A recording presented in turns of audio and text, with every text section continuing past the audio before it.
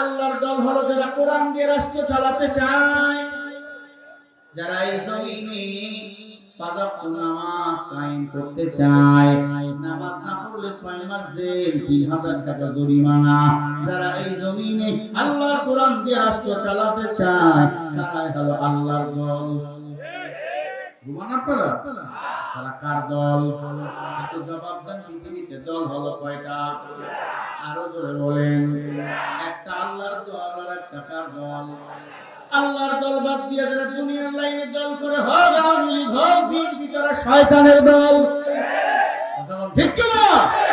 শয়তানের দল করলে জাহান্নামে যেতে হবে, জান্নাত তুমি কখনো বন্ধ যেতে পারবে না। বিপ্লব মানে জীবন দেওয়া, বসে থাকা নয়, সে কোনদিন আসবে না রে তোর যদি ভয়। আসবে বিজয়, রক্ত আর জীবনের বিনিময়, ঠিক কিনা? আসবে বিজয়, রক্ত আর জীবনের বিনিময়। বিপ্লব মানে জীবন দেওয়া, বসে থাকা নয়, সে কোনদিন আসবে না রে তোর যদি ভয়। লড়াইয়ের ওই ময়দানেতে যেতে তোমাকে হবে, প্রয়োজনে সব রক্তটুকু জমিনেই ঢেলে দেবে, ঠিক না? লড়াইয়ের ওই ময়দানেতে যেতে তোমাকে হবে, প্রয়োজনে সব রক্তটুকু জমিনেই ঢেলে দেবে। তবুও তোমায় লড়তেই হবে, মানিবে না পরাজয়। বিপ্লব মানে জীবন দেওয়া, বসে থাকা নয়, সে কোনদিন আসবে না রে তোর যদি ভয়। আসবে বিজয়, রক্ত আর জীবনের বিনিময়, ঠিক না? ঠিকের আওয়াজ কমে যায় কেন? জবান কে দিয়েছে? নাকি ভারত? ভারতের দালাল যারা, কথা বলবে না তারা।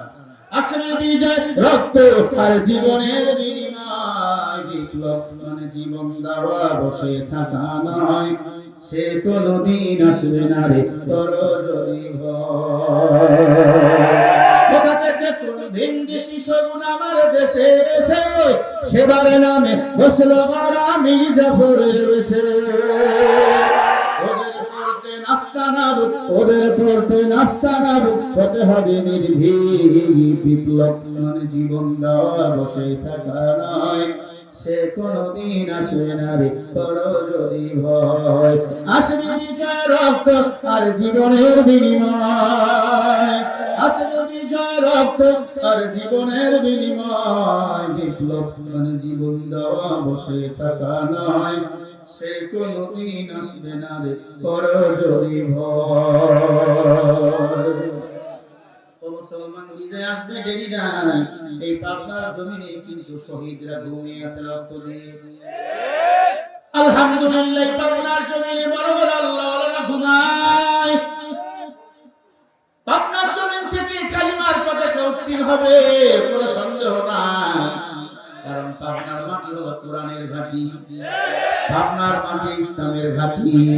এই পাবনার জমিন থেকে এমন একটা সিদ্ধান্ত নাও, আলেমদেরকে আবার পার্লামেন্টে নিয়ে যাও, বাতিল যেন আলেমদের চোখে চোখ দিয়া কথা বলতে ভয় পায়।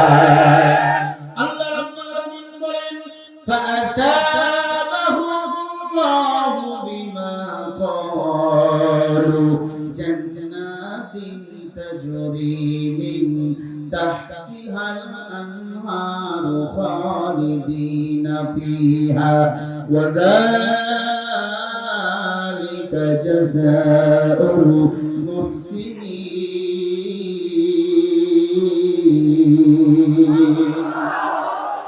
কান খারাপ করে কথা শুনেন। আপনার আমার জন্য হেদায়েতের জন্য একটা যথেষ্ট হতে পারে।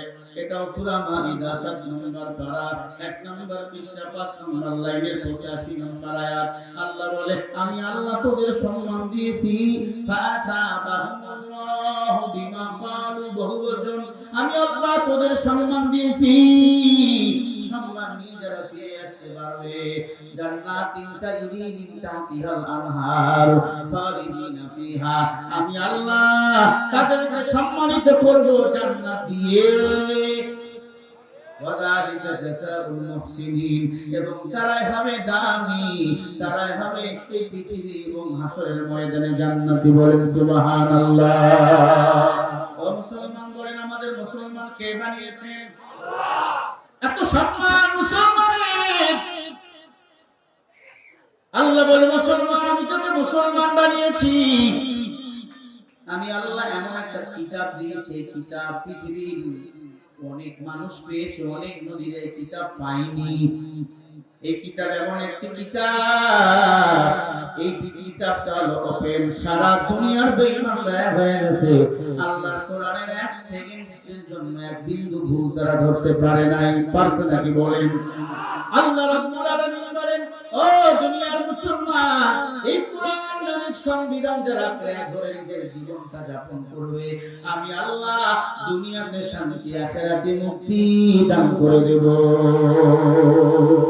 ইয়া ইলাহি তু মেরা সত্তার হ্যায়, ইয়া ইলাহি তু মেরা গফার হ্যায়, ইয়া इलाही मुझसे मुझको दूर कर, ताकि देखो मुझ में तुझको एक नजर।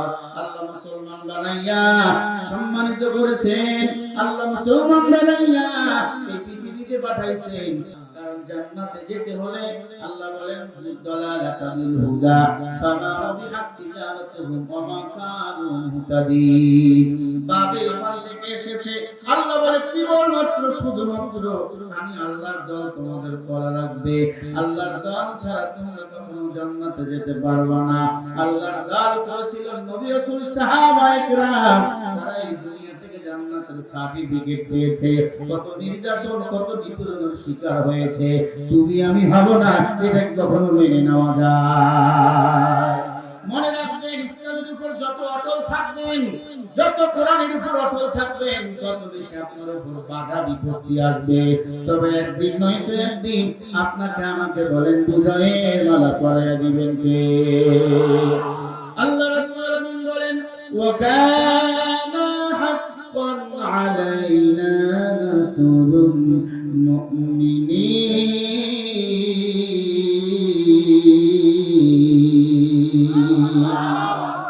আল্লাহ বলে মুমিন যখন পৃথিবীতে বিপদে পড়বে, আমি আল্লাহ মুমিনকে সাহায্য করব। শুধু সাহায্য করব না, আমি আল্লাহর পক্ষ থেকে মুমিনকে সাহায্য করা ওয়াজিব হয়ে যাবে। মুসলমান বান্দা, হাতে ধরে বলি, পায়ে ধরে বলি, যতদিন বাঁচবো কোরআনের উপর অটল থাকবো। এই সামনে নির্বাচন, শেষ ভোট মনে করে ইসলামের পক্ষেই দেব। কোন দলাদলি নাই, কোন তরিকা নাই, কোন পীর মুরিদ নাই।